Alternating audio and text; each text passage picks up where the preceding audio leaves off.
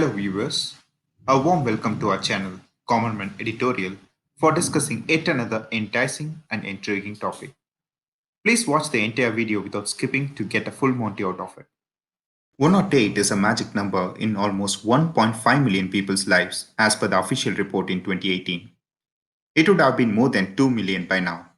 The number itself is not a magic, but the people related to it are the real magicians who touch the lives of the neediest in the rural and urban areas of India. This number has simply transformed itself into a life-saving option for many. Yes, it is a free-to-call emergency telephone number for ambulance services. It is established in almost 22 states and 2 union territories of India as per the latest report.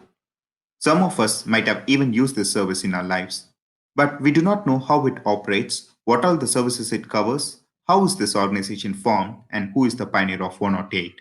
Let us answer the first misconception. Is this service related to medical emergency only? No, absolutely not. It also covers the fire service and also the police service. Though this is a nationwide service now, how did this service start? It was way back on 15th August 2005 when Y.S. Rajshekar Reddy, then Chief Minister of Andhra Pradesh, introduced this service in his state. YSR initiated this service in his state, alright, but who is the actual pioneer who designed this system? It was Dr. A.P. Rangarao, Director of Andhra Pradesh Handicap Department, who envisioned and shared this plan with YSR. Madhya Pradesh then followed this suit 4 years later in July 2009 as 108 GVK ambulance facility. Now, how a service which was introduced in Andhra Pradesh first made nationwide? Dr. Anbumani Ramadas, who was Union Health Minister, made this service nationwide. Technically, this system was designed for use by well-known technical giant Satyam Computers, which was then acquired by Mahindra Group and now it is known as Tech Mahindra. As we all think, this service is not completely government-aided. Rather, we call it as PPP, Public-Private Partnership Service. In this P program, state government and private EMS providers, the EMS stands for Emergency Medical Service, offers the service for us.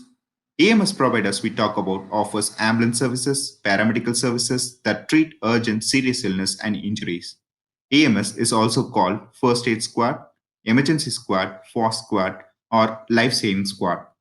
Now that we know what it is and how it is formed, let us understand how it works. A caller who is under some form of emergency dials 108 to report his emergency. The call is routed to ERC, Emergency Response Center. The care executive who attends this call gathers necessary information like location, nature of emergency, dispatches the required service, fire engine, ambulance, police assistance. Emergency help dispatched through this process is expected to reach the needful in an average of just 18 minutes from making the call. Another common misconception is that 108 service just transports patients to nearby hospitals. No, 108 ambulances are equipped with first aid kit and pre-hospital care will be given during the transit. It will be equipped with well-trained medical staff and even the doctors depending on the nature of the patient that it transports. One more thing that we need to know about 108 is there are two types of ambulances at its disposal. One is the road ambulance, which is available in all states where 108 services are operating. The next one is the boat ambulance, available in islands and few states on onshore like Odisha, Assam, and Gujarat. So, who are these private parties engaged in P program?